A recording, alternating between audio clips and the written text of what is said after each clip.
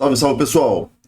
Você acredita mesmo naquelas forças, naquelas setinhas que você assiste em algumas aulas que os professores colocam para demonstrar a resistência que está sendo imposta durante algum exercício?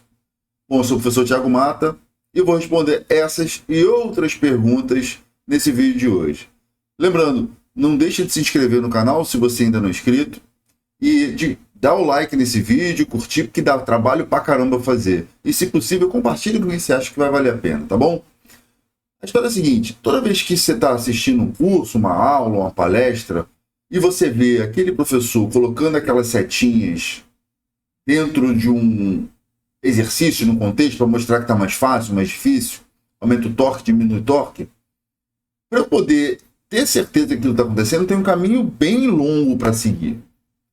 Então, assim, a partir de conceitos básicos que a gente já gravou, aliás, não deixe de assistir os vídeos anteriores, né, que eu coloquei sobre esse tema, porque vai valer a pena você conseguir entender o encadeamento das ideias e os conceitos até chegar nesse vídeo. E agora a gente está começando a aplicar um pouco mais.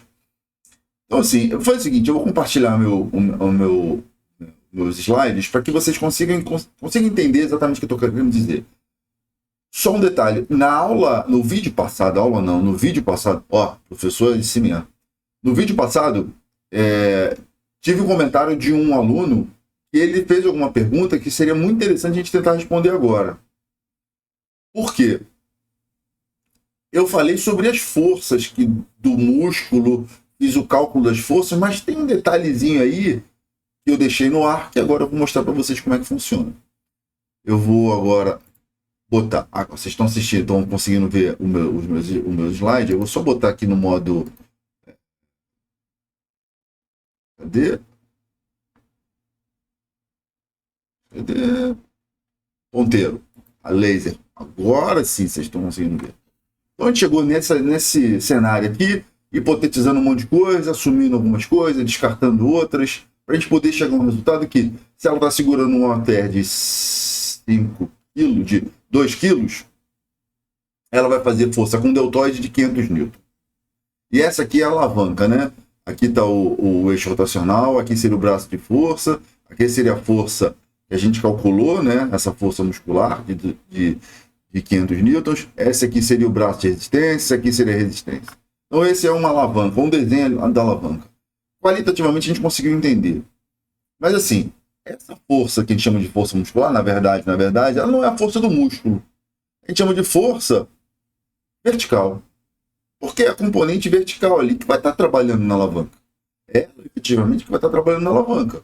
Né? Esse vetor que vai estar agindo e fazendo com que a alavanca se mantenha naquela condição em contração isométrica. Assumindo aquele monte de coisa. Tá? Só que é o seguinte: essa força aqui é essa força aqui. Só que eu penso o seguinte. Agora foi o seguinte, eu vou limpar o slide para deixar mais claro a ideia. Se eu tenho esse valor de força aqui muscular, que vale 500 newtons, e eu sei, e eu tinha dito lá, que o deltoide é um músculo que está inserido lá com alguns ângulos no braço dela, e as fibras musculares, elas não estão verticais, elas estão alinhadas, essa angulação de 30 graus, sei lá, por aí, que seja.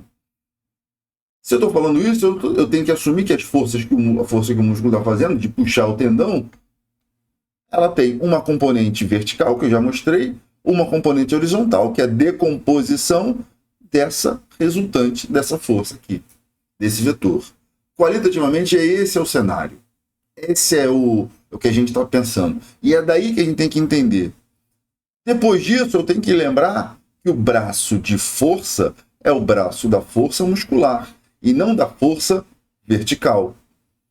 E para isso a gente bota mais ou menos como o braço de força sendo esse tracinho aí, que é a menor distância entre a força muscular até o eixo de rotação do músculo, da articulação. E aí vocês lembram, se eu pegar essa força vertical e eu colocá-la para esse lado de cá, vai formar o quê? Formar um triângulo, lembra? Um triângulo retângulo. Ó, onde eu tenho um ângulo de 90 graus aqui embaixo, um ângulo aqui, menos de 90, e um outro ângulo aqui, menor que 90. O que eu lembro disso? Lembra lá da trigonometria, seno, cosseno, tangente, essas coisas? A gente vai precisar usar isso se a gente quiser calcular efetivamente, mesmo que de forma bem genérica, o valor dessa força do músculo. Porque assim, se eu dou expandida nesse triângulo, eu sei que eu tenho um ângulo, que a gente vai chamar esse ângulo daqui, que vai ter uma variação. Epa, desculpa. Esse ângulo aqui, eu vou ter uma variação, eu vou ter um ângulo dele. Eu vou ter essa força vertical aqui. Não estou chegando direito. Essa força vertical aqui, valendo 500 newtons, seria o cateto oposto a esse ângulo. Esse aqui seria o outro cateto, seria o cateto adjacente ao ângulo, que seria a força horizontal. E para a gente não interessa nesse exato momento. E eu quero saber quanto vale essa força do músculo aqui. Seria a hipotenusa. Se eu assumo que esse ângulo aqui tem 30 graus, só para facilitar a nossa conta, eu vou usar a ideia seguinte. Bom, lembra, cateto oposto sobre hipotenusa é igual ao seno. Então, o seno de 30 graus é igual ao cateto oposto, que é a força vertical, sobre a hipotenusa, que é o que eu quero saber, que é a força muscular. Tá? Então, a história vem e eu calculo, só substituir, né? Seno de 30 é igual a 0,5 ou 1 sobre 2, e vai ser igual a 500, que é o valor da força que a gente já tinha calculado, que é a força vertical, vezes sobre a força muscular. Transpondo para o outro lado. Então, eu sei que a força muscular vale 1000 newtons, assumindo todo esse passado que a gente já tem falado aí. Tá? Então, isso fica um pouco claro só de qualitativamente a gente observar que o tamanho desse vetor aqui, desse lado do triângulo, é o dobro desse lado do triângulo. A hipotenusa vale o dobro do cateto oposto.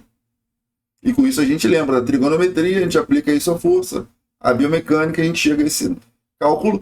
Obviamente é bem estimado, mas é tudo baseado naquelas possibilidades. E sempre lembrando que a gente está falando de contração isométrica.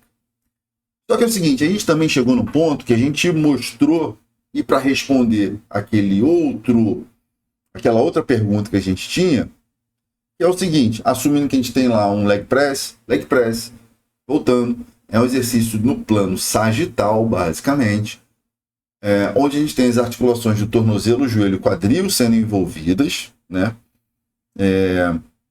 A gente vai ter a força da plataforma empurrando o pé, e eu já falei isso em vídeo anterior.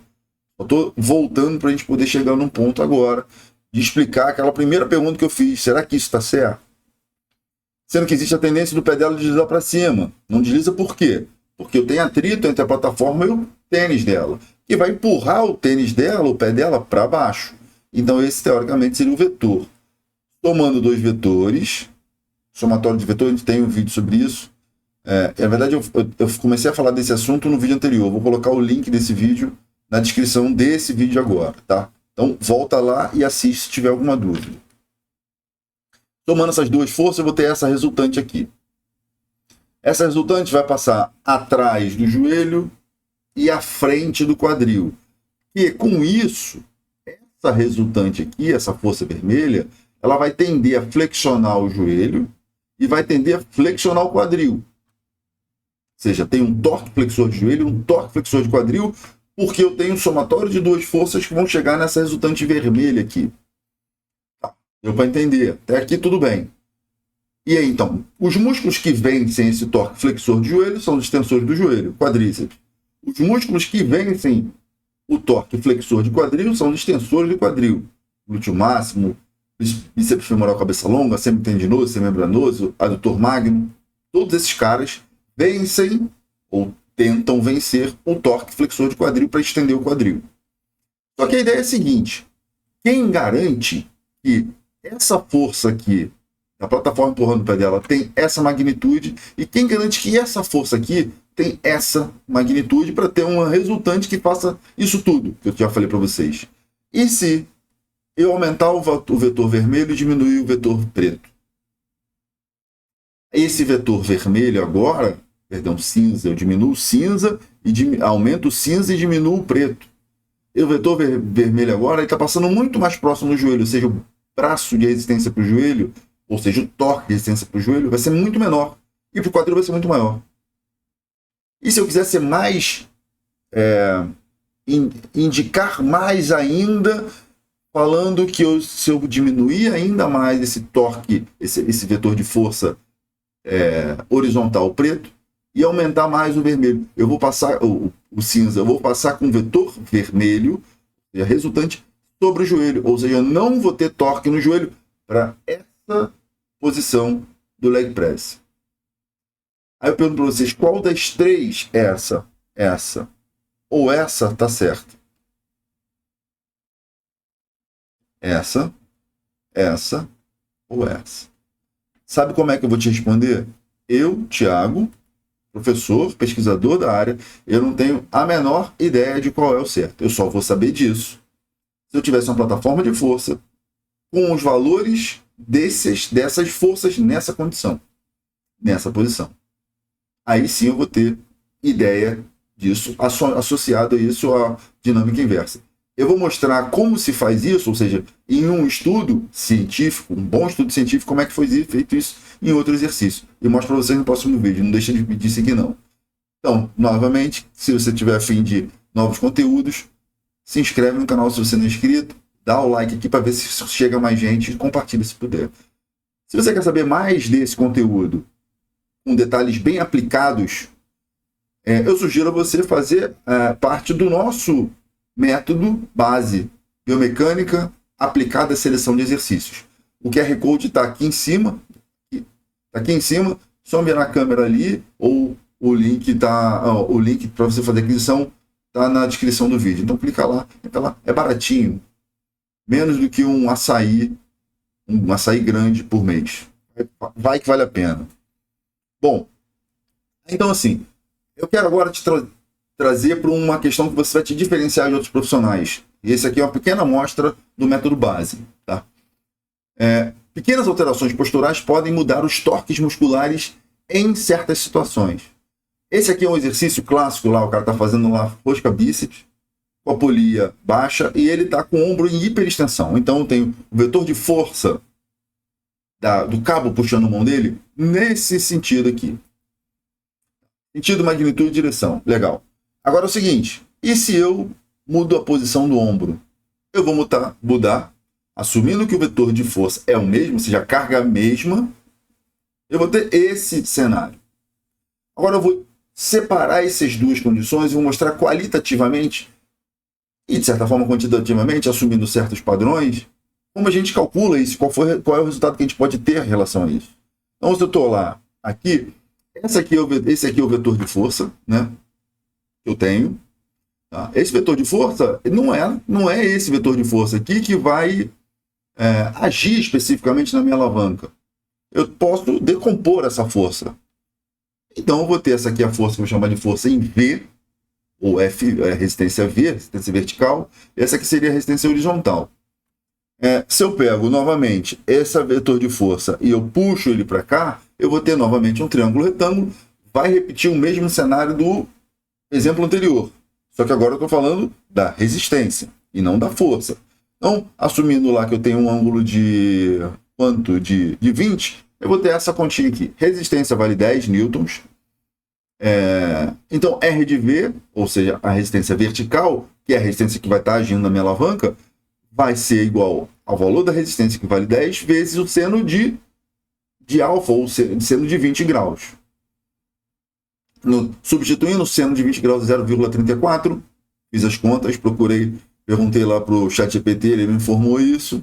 Então, o valor da resistência no início da fase concêntrica para o ombro em hiperextensão, para gerar o torque de extensor, vale 3,4 newtons, assumindo tudo isso que eu mostrei para vocês. Só deu mudar a posição do ombro para o início da fase concêntrica, eu não vou nem fazer o cálculo, só para você poder entender qualitativamente o tamanho desse, ou seja, a magnitude desse vetor comparado à magnitude desse vetor aqui. Ou seja, no início da fase concêntrica para essa posição, o torque de resistência vai ser muito maior, porque o valor da resistência vai ser muito maior. Deu para entender como a gente consegue ser profissional muito diferenciado? Isso é para essa condição específica. Eu não posso generalizar, eu tenho que olhar a condição a condição. Por exemplo, se estiver falando de uma máquina, da cadeira extensora, por exemplo, a gente vai saber que o valor da resistência vai estar lá empurrando o pé dele para baixo, o tornozelo a canela dele para baixo, perna dele para baixo. E eu tenho essa distância aqui, o braço de resistência aqui, do segmento da alavanca corpo do indivíduo, vai ser baseado no valor dessa resistência aqui. Vezes esse braço de resistência que não muda. Nessa condição, o braço de resistência não vai mudar. Do início ao fim da fase concêntrica, que vai ter um torque flexor do joelho. Quem responde ao torque flexor são os tensores do joelho, o quadríceps vai responder isso. Só que tudo depende desse torque que o meu quadríceps vai produzir, essa força que o meu quadríceps vai produzir, vai depender do valor dessa resistência aqui. Tá? E o valor dessa resistência depende da máquina. Se a máquina alterar no sistema dela, na alavanca dela, nas alavancas dela, a resistência que vai ser gerada para a perna do indivíduo, eu vou mudar, consequentemente, o esforço do músculo ao longo do movimento. Mas a gente tem que entender que nesse cenário assim, se eu estou olhando para uma condição de um exercício como esse, eu tenho que saber, ou a força que vai chegar nele, na mão dele, para ele poder fazer a rosca bíceps, vai depender de tudo que está acontecendo na máquina. Ou seja, a força, a resistência que está sendo aplicada ao corpo depende da máquina. Se vai aumentar o braço de resistência, vai diminuir, se eu tenho várias alavancas, se eu tenho resistência pneumática incluída, vai mudar radicalmente. Para isso a gente tem que saber todas as condições para avaliar cada um dos exercícios em certas condições.